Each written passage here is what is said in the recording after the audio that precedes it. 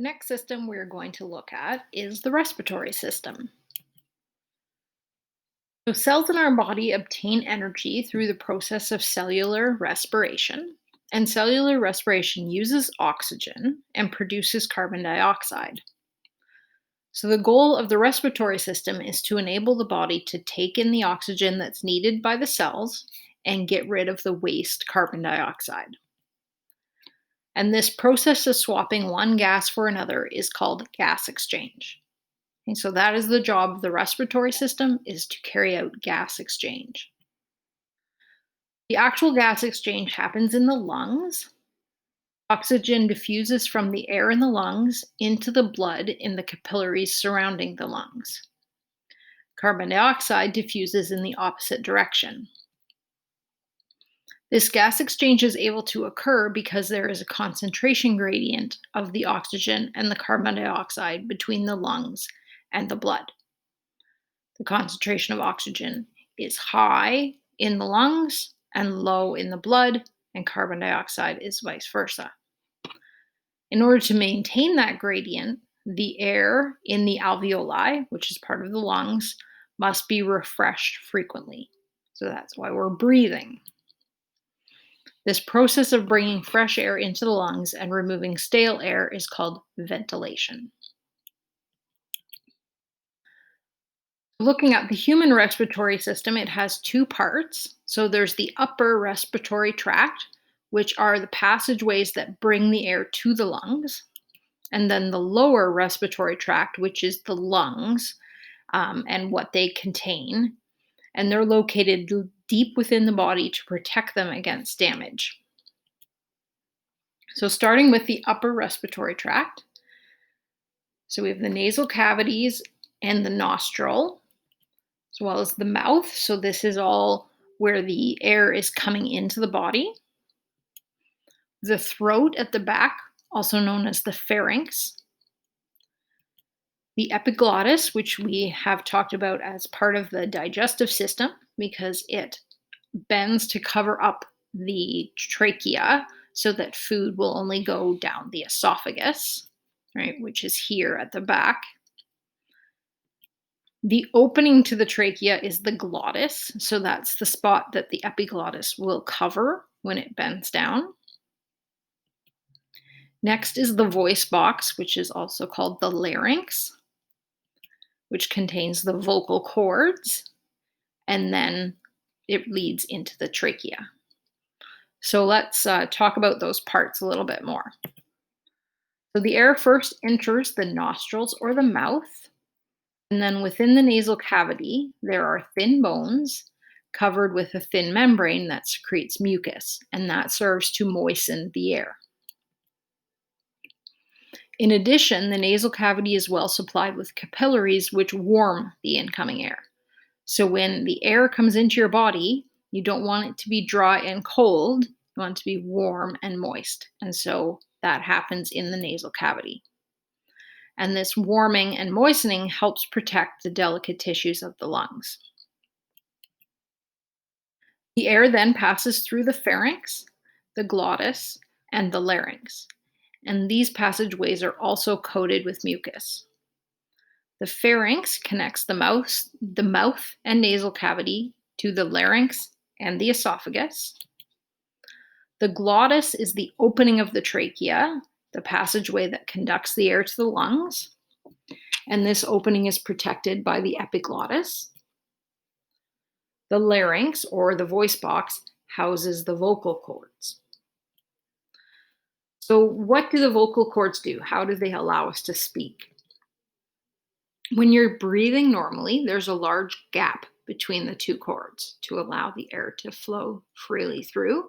That's shown in the diagram labeled A. When you prepare to speak, muscles around the larynx contract, which bring those cords closer together, and that's shown in B. And as the air passes through this narrower space, the cords vibrate, which produces a sound. And longer cords produce a lower sound, while shorter cords produce a higher sound. So moving on down the upper respiratory tract, After passing through the larynx, the air goes down the flexible tube of the trachea, which is also called the windpipe. And the trachea is supported by semicircular rings of cartilage and is also lined with a mucous membrane. And if you feel in your throat, right, you should most likely be able to feel those rings of cartilage around your trachea, little bumps. So now we've reached the lower respiratory tract at the end of the trachea. So we've come to the lungs. So we have two lungs, a right lung and a left lung. So just like when we were looking at the heart, the sides, the right and the left, might be the opposite of what you'd expect because it's not when you're looking at it. It's with respect to the body.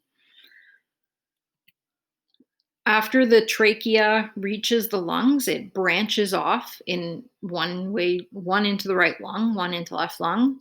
Those are the bronchi, or singular is bronchus. Okay, so there's a left bronchus and a right bronchus. The bronchi then branch out further into bronchioles. And then if we go to this magnified diagram on the side, right, so the bronchioles come in and then they end in the alveoli. The lungs are all covered in a membrane called the pleura. And then underneath that, we have the diaphragm, which is the muscle that is used for breathing. Okay, so again, we'll look at those parts in a little bit more detail. So the trachea branches into two smaller passageways called bronchi and singular bronchus. One bronchus enters each lung. Each bronchus then subdivides many times to produce a network of finer and finer tubes called bronchioles. And like the trachea, the bronchi and bronchioles are also lined with a mucous membrane, right? We're working on keeping that air nice and moist. Each bronchiole ends in a grape-like cluster of tiny sacs called alveoli. And the alveoli are where the gas exchange actually occurs. And so you can see from this diagram how the alveoli are covered in blood vessels. So the structure of the alveoli is adapted for its role in gas exchange. So although each alveolus is tiny, the lungs contain millions of them. So there is a huge overall surface for gas exchange. Right? So we've seen that idea before where you need a large surface area for things to exchange across the surface. Right? We saw that in the digestive system, in the small intestine, and now in the respiratory tract. It's accomplished in a different way. Same goal, to have a large surface area. Cells in the alveolus wall secrete a fluid that keeps the inner surface of the alveolus moist so that the gases can dissolve and then remain dissolved as they move into the blood. The wall of each alveolus is 1 cell thick and is adjacent to a dense network of tiny capillaries. Right? And you might remember that those capillaries, the walls of the capillaries, are also only 1 cell thick.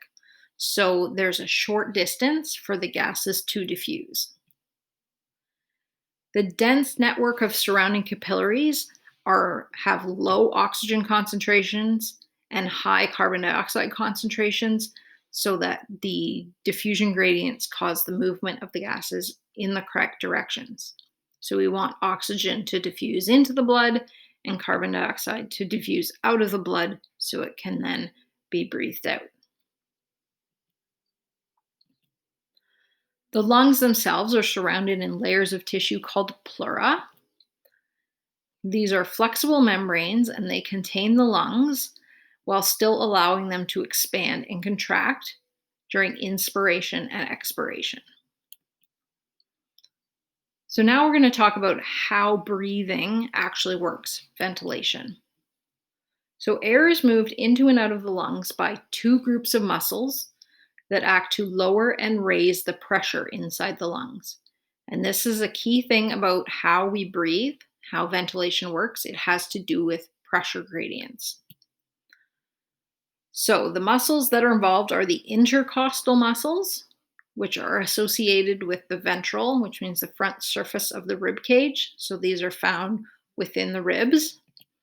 And then the diaphragm, which is a dome-shaped muscle layer that separates the region of the lungs, which is the thoracic cavity, from the region of the stomach and the liver, which is the abdominal cavity. Okay, so when you're breathing in, inhalation, the external intercostal muscles contract, and this lifts the rib cage up and out. At the same time, the diaphragm contracts, which makes it become flatter and move downward. So those motions together are making the volume of the thoracic cavity larger, right? They're allowing for more space in the lungs. When the volume increases, this causes the pressure in the thorax to decrease. And for those of you who have studied some chemistry, you might remember the gas laws that when volume increases, pressure decreases, right? So that's what's happening here.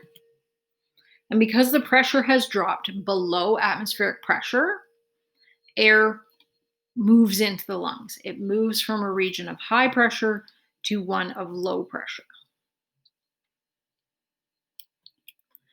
Now, breathing out, kind of the opposite things happen. The internal intercostal muscles contract to bring the rib cage back into its normal position. The abdominal muscles contract and move the diaphragm upward, and the diaphragm relaxes, so it goes back to its dome shape. So those movements cause a decrease in the volume in the thoracic cavity. They make it smaller. And what that does is increases the pressure. So now the pressure within the lungs has gone above atmospheric pressure. So air is now going to flow out of the lungs through the trachea because there's high pressure in the lungs and lower pressure outside of the body. So the movements here have to do with air moving from regions where there's high pressure to regions where there's lower pressure.